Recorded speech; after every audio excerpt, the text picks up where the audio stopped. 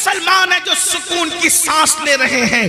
ہر جگہ طوفان ہے, ہر جگہ گھر جہنم قدا بنا ہوا ہے. کوئی کہتا ہے مولانا بچی کو رشتے اچھے نہیں آتے, بستر پہ کروٹیں بدل رہے ہیں, بیٹیوں کے لیے تڑپ رہے ہیں, سسکیاں لے رہے ہیں. میں پوچھنا چاہتا ہوں مسلمانوں, مجھے بتاؤ بیٹیوں کو اچھے رشتے کیوں نہیں آتے؟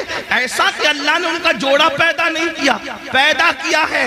بہنیں ماں اور آپ بھی سن لیں, جو اللہ درخت کے پتوں کو بے جوڑ پیدا نہ کرے, جو اللہ چوٹیوں کو بغیر جوڑے کے پیدا نہ کرے, جو اللہ پھول اور پھلوں کو بے جوڑ پیدا نہ کرے, جو اللہ سر کے بالوں کو بے جوڑ پیدا نہ کرے, جو اللہ ستاروں کی انجمن کو بے جوڑ پیدا نہ کرے, جو اللہ سمندر کے قطروں کو بے جوڑ پیدا نہ کرے, وہ تمہاری بیٹی اور بیٹے کو بے جوڑ کیسے پیدا کرے گا؟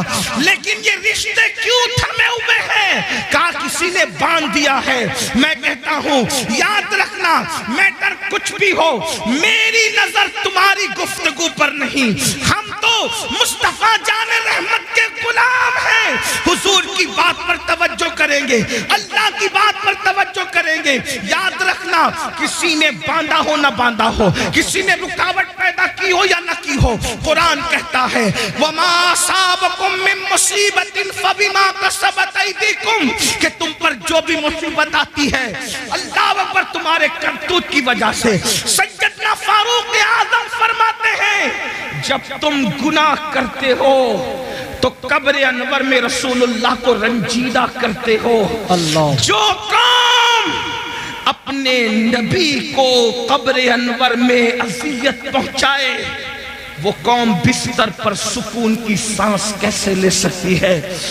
تم خدا کے محبوب کو بے قرار کرتے ہو, پھر اللہ تمہیں بے قرار کرتا ہے.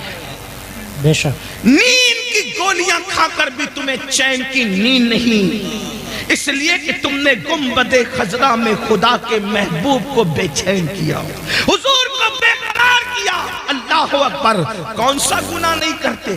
آج کہتا ہوں میں بستر پر تڑپتا ہوں, کیوں؟ ہمارے کرتوت. غور کرو, اپنے اعمال کا احتساب کرو. آج تو ہر آدمی اپنے آپ کو ولی سے کم سمجھنے کو تیار نہیں ہے. جی,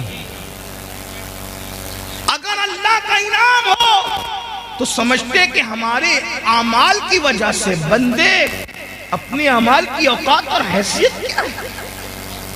جس قوم کو وضو اور غسل کا طریقہ یاد نہ ہو, اس کے اعمال کی حیثیت کیا ہے؟ جی, یہ تو اللہ کا کرم ہے, یہ تو اللہ کا احسان ہے کہ اس نے تمہارے بھی اور ہمارے بھی عیبوں پہ پردے ڈال رکھے ہیں. بے شک سچی بات کو ایمان لگتی اگر وہ تمہارے اور میرے عیبوں پہ پردے نہ ڈالتا. میں ان اللہ والوں کی بات نہیں کر رہا ہوں, تمہاری اور میری کر رہا ہوں. اگر وہ آپ کے اور میرے عیبوں پہ پردے نہ ڈالتا تو نہ آپ یہاں بیٹھنے کے قابل ہوتے, نہ میں یہاں بیٹھنے کے قابل. اس کا کتنا بڑا احسان ہے. تو آج اگر بیٹیوں کو رشتے نہیں آ رہے ہیں, ہم نے حضور کو رنجیدہ کیا, اللہ ہمیں رنجیدہ کر رہا. ہم نے حضور کو اذیت دی, اس لیے تڑپ رہے ہو. روزی کے معاملے میں کیوں پریشان ہو؟ روزی کے معاملے میں کیوں تڑپ رہے ہو؟ حضور کو اذیت دے رہے ہو. کون سے گناہ جو نہیں کرتے؟ زنا کو تو آج گناہ سمجھا ہی نہیں جاتا, فیشن بنا دیا گیا. زنا کو عشق کا نام دے دیا گیا, زنا کو محبت کا نام دے دیا گیا. لیکن اللہ ان کانوں تک یہ آواز پہنچائے. اگر حدیث میں یہ بات نہ آتی تو شاید میں کہنے کی ہمت نہیں کرتا کہ پوری امت کو جتنا عذاب دیا جائے گا, جی چین سے پوری امت کو جتنا عذاب دیا جائے گا اس کا نصف عذاب شادی شدہ زانیوں کو دیا جائے گا. یعنی پوری امت کو جتنا عذاب, اس امت کے برابر آدھا عذاب. یعنی سب کو الگ الگ جو عذاب ہوگا, ان سب کا عذاب اگر جمع کیا جائے تو جیسے ایک صرف سمجھانے کے لیے مثال کے طور پہ 100 روپے 10 لوگوں کو دے دیا گیا, تو اب 10 لوگوں کے 100 روپے کو جمع کریں تو کتنا ہو گیا؟ 1000. اب 1000 کا نصف اگر کسی کو دیا جائے تو کتنا بڑا ہے؟ اللہ اکبر، بلا تمثیل صرف سمجھانے کے لیے، زانیوں کو جو شادی شدہ ہو کر زنا کرتے تھے، پوری امت کا نصف عذاب ان شادی شدہ زانیوں کو دیا جائے گا۔ اللہ، غور کریں، ایک گناہ کی سزا اگر اللہ کسی انسان کے ایک گناہ کی سزا دنیا کے تمام انسانوں پہ ڈال دے تو دنیا کے سارے انسان مل کر بھی ایک انسان کے گناہ کی سزا کو برداشت نہیں کر سکتے۔ امت کا نصف عذاب جن لوگوں کے وجود پہ ڈالا جائے گا ان کی حالت کیا ہوگی؟ اللہ اکبر، وہ جہنم جس میں پہاڑ بھی پگھل جائیں گے، اس کی آگ کو جس میں پہاڑ پگھل جائیں گے، وہ آگ جہنمیوں کے زنا کے اعضاء پر دہکائی جائے گی، ان کی شرم کی جگہ پہ دہکائی جائے گی۔ ذرا سوچے تو صحیح، 2-3 منٹ کی لذت، 2-3 منٹ کی لذت، 2-3 منٹ کا عیش، چند لمحوں کی لذت، اللہ اکبر، اور پھر ہمیشہ کی ذلت۔ اور میری قوم کے جوانوں کو فیشن کے نام پر اسی طرف ڈالا جا رہا ہے، اسی طرف جب ڈھالا جا رہا ہے۔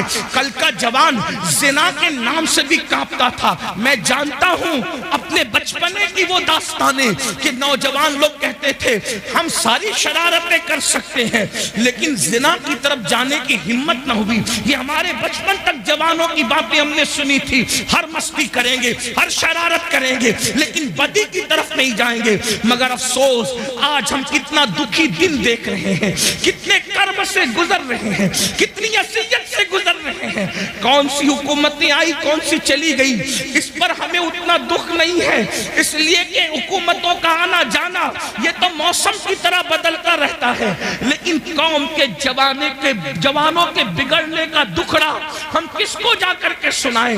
حکومتیں تو چند سالوں میں بدلتی ہے لیکن جب قوم کا ایک جوان بگڑ جاتا ہے تو 3 پشتوں تک اصلاح کی امید نہیں کی جا سکتی۔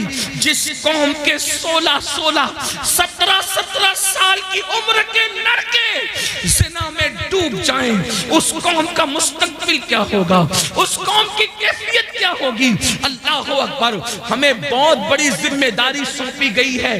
میرے آقا علیہ السلام کے دیوانوں، بالخصوص جوانوں سے مخاطب ہوں میرے بھائیوں، اللہ کے بندو، زنا کی بڑی کربناک سزا ہے۔ اللہ جب کسی زانی کو سزا دیتا ہے تو اس کی کئی پشتوں تک وہ سزا باقی رہتی ہے۔ اللہ، مگر جو توبہ کر لے، توبہ کرنے والوں کو اللہ معاف کرتا ہے۔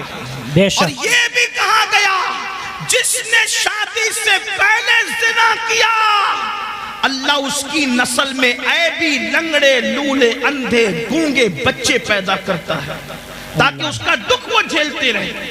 98% لوگوں کے گھر میں جو عیبی بچے پیدا ہوتے ہیں وہ زنا کی نحوست کی وجہ سے پیدا ہوتے ہیں۔ مائیں اور بہنیں موجود ہیں، ان کو ایسا لگتا ہے سورسز کی وجہ سے اچھے رشتے آتے ہیں۔ میں ایک بات اچھے رشتے کا ایک وظیفہ آپ کو دینا چاہتا ہوں، سب کو اللہ سے ڈر کے گناہ چھوڑ دو، اللہ سے ڈر کے گناہ چھوڑ دو، اللہ تمہیں اچھا رشتہ بھیجے گا۔ بے شک، اس لیے کہ گناہ کو چھوڑ دینے سے بہتر وظیفہ اللہ کی یہاں کوئی ہے ہی نہیں۔ وظائف کی اہمیت اپنی جگہ، لیکن اس سے بڑا کوئی وظیفہ نہیں ہے کہ اللہ سے ڈر کے گناہ چھوڑ دیا جائے۔ لوگ کہیں بغیر دلیل آپ بات کر گئے، لیکن میں آپ کو دلیل کے ذریعے سمجھاتا ہوں۔ دیکھو، اللہ سے ڈرنے کی برکت، رشتہ ڈھونڈنا نہیں پڑے گا، رشتہ چل کر آئے گا۔ لڑکوں سے بھی کہتا ہوں، لڑکیوں سے بھی کہتا ہوں، اور ایسے گھرانے کا آئے گا جس کا تم تصور نہیں کر سکتے۔